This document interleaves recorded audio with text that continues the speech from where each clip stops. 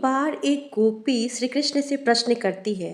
एक बात तो बता लाला, ये जो तू सबन को सखी सखी कहत डोले है, चाहे वो लाली होए चाहे मौसम बुढ़ी होए, सबन को तो सखी सखी कहत डोलत है। ये सखी का अर्थ का होत है? श्री कृष्ण मुस्कुराते हैं और कहते हैं, एक बात तो बता सखी, जब गैया मैया को बछड़ा होए और वाको पहला दूध निकसे, तो वाते का कहे और वो कैसे होए? गोपी कहती है, वाते कहे खीस, और वो खाइबे में दूध से भी अति स्वादिष्ट और पौष्टिक होए, यूँ समझ ले अमृत के समान। कान्हा बोले, अब या खीस को निक उल्टो करियो। गोपी कहती है, सखी, खीस का उल्टो सखी। फिर कान्हा कहते हैं, अब समझ जा सखी, और सब तो मोहे दूध के समान प्रिय है, परंतु तू तो मोहे खीस के समान प्रिय है। तू तो अमृत है, अमृत। ये सुनकर गोपी शर्मा जाती है और हंस के वहाँ से भाग जाती है। मित्रों, कान्हा तो बातों के भी धनी थे और बहुत ही चतुर और चालाक थे। किसको कैसे लुभाना है, किसको कैसे पटाना है, किसको अपनी मुरली के धुन पे नचाना है, किसको दौड़ाना है, सब जानते थे, सब कलाओं से निपुण थे। मित्रों, एक बार मैया यशोदा कृष्ण से इतना ज़्यादा परेशान हो गई, मतलब ये समझ लो कि वो दिन भर भागते भागते दौड़ते दौड़ते थक गई थी और कृष्ण उन्हें दौड़ा रहे थे। मैया उन्हें पकड़ना चाह रही थी, लेकिन वो पकड़ में आ ही नहीं रहे थे। भागते भागते मैया थक गई।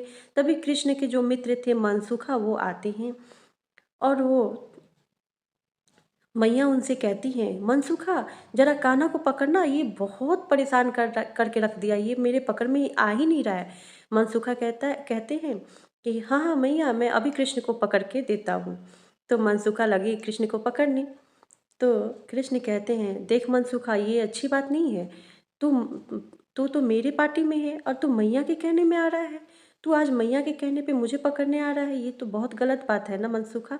मैं तुझे रोज़ माखन चुरा चुरा के खिलाता हूँ और आज तू मैया के कहने में आ रहा है। मैया उससे बोली थी कि तू कृष्ण कान्हा को पकड़ के लाओगे तो मैं तुम्हें माखन खिलाऊंगी। इसलिए मनसुखा कान्हा को पकड़ने चले थे। तो कृष्ण कहते हैं, मैया तो तुम्हें आज माखन खिला देगी, रोज़ तो माखन मैं ही खिलाऊंगा, बता। और तुम मैया की पार्टी में हो गया, आज तो तू पार्टी बदल ली तुमने। तो मनसुखा हंसते हैं और कहते हैं, कान्हा तू तुम्हें तो मैया पकड़ लेगी और पकड़ने के बाद तुम्हें डांट लगाएगी नहीं, ज़्यादा मारेगी नहीं। मुझे पता है वो तो तुमसे प्रेम करती है, वो तो तुम्हें छोड़ ही देगी। लेकिन तुम्हारे पकड़ में आ जाने से, तुम्हारे पकड़ा जाने से मुझे तो माखन मिल जाएगा ना। क्या तू अपने मित्र के लिए इतना भी नहीं कर सकता है? तुम्हारे पकड़ा जाने से मुझे माखन मिल जाएगा।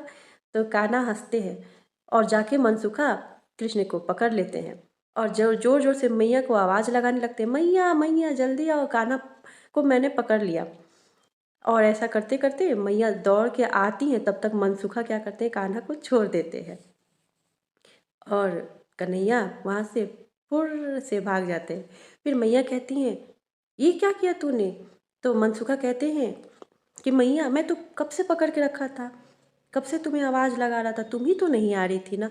और तुम तो कान्हा को जानती हो, वो कितना बदमाश है, वो कितना चंचल है, वो मुझसे छुड़ा के भाग गया। और ऐसे मनसुखा को माखन भी मिल गया और कन्हैया वहाँ से भाग भी निकले। मित्रों, कान्हा की बाल लीलाएं जब आप सुनते हैं, पढ़ते हैं, तो इतना आनंद आता है, ऐसा लगता है कि काश ये सब मैं भी वहाँ होता, मैं भी वहाँ होती, ये सब मैं देख पाती।